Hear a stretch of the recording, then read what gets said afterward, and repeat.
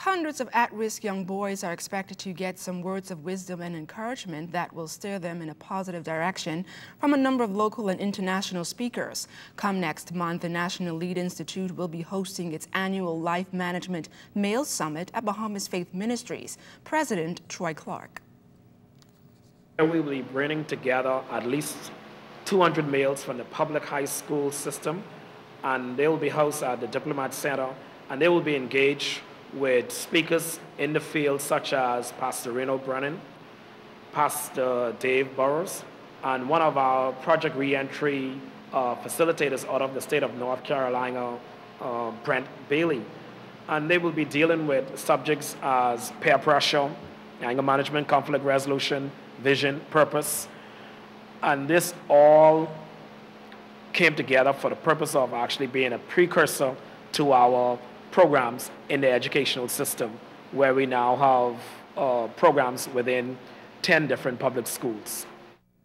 Each week, as a parent or guardian, you'll probably scurry through the food stores looking for lunch options for your children. While sending your child to school with a healthy lunch, it's much more important than you think. Health experts say not only do healthier children have a greater chance of performing better in school, but healthy children are less likely to develop diseases. Cyan Thompson reports. Packing a healthy lunch for your child is just as important as helping them study or complete their homework. Studies show that children who eat healthy and have a healthy body weight are less likely to become obese or develop diabetes and cardiovascular diseases. Dietitian at Doctors Hospital, Julia Lee, talks about the benefits of good carbs in a child's diet. Want to incorporate components that would include energy for the kids. That would be your carbohydrates. You can have a variety of different, it's best to go with whole grains, but that's something that, we say half of the time, whole grains. Whole grains meaning whole wheat bread, maybe brown rice. Bahamians tend to eat carbs that have no real nutritional value. To offset this negative trend, Mrs. Lee offers suggestions for lean proteins to add to a child's lunch bag. A source of protein. Protein could be meats, white meat, red meat. It might be a meat substitute that could be peanut butter. We're actually trying to get people to eat more of the legumes now, the kidney beans, chickpeas, if you can experiment with different types of meat substitutes that provide protein. Fruits and veggies are full of powerful antioxidants, but getting children into the habit of eating them has to start home at an early age, according to the dietitian. Fruit or vegetable, or both fruit and vegetable.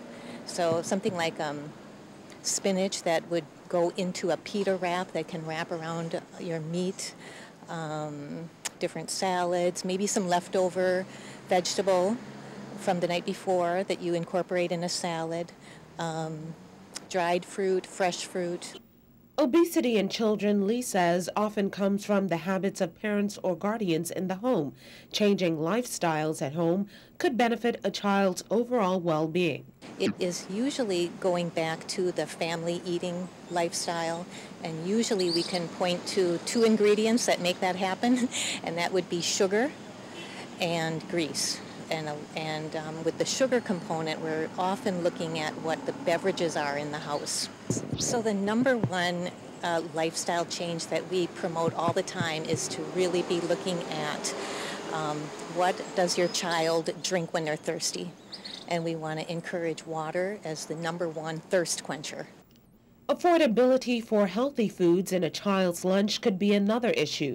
Dietitians suggest some frozen veggies and fruits or dried fruits and canned vegetables. Cyan Thompson, ZNS News Network. Thanks, Cyan. That wonderful wacky bunch called James Catlin and Friends is back on the scene with their 30th year of Summer Madness. Come September 13th through 15th, the group will stage its popular play at the Dundas Center for the Performing Arts beginning at 8 o'clock at a $25 charge. A special encore performance will take place on Wednesday, September 12th to benefit the AIDS Foundation. Tickets for that event is $30. Summer Madness was written by prominent playwright James Catlin, who says Bahamians can expect a whole lot of laughter this time around. Summer Madness comprises skits of typical, topical, and timely topics. It's a fun show, a fun review, and it's a review where we invite the public to come and look at themselves and laugh at themselves and have a good time. It's free-spirited. Like I said, typical, topical, and timely topics. We touch on the church, we touch on politics, we touch on social issues, and we make light of it. Summer Madness has traveled throughout the Bahamas and has melted the hearts of thousands of Bohemians. Director Veronica Toppin says there will be a new twist to some of the scenes in the play this year. We would like to really do a different kind of opening and closing, but we'll see how that goes. More than likely, though, it'll still remain very familiar, but there'll be some little tiny tweaks. And definitely this year we wanted to introduce and give some of our younger and more recent members a chance to really play various different characters. Volunteer at the Bahamas AIDS Foundation, Colleen Smith, says she is thankful for the generous donations received from Summer Madness throughout the years. We use funds from donations such as Summer Madness and other corporate entities to assist us with our programs at the foundation.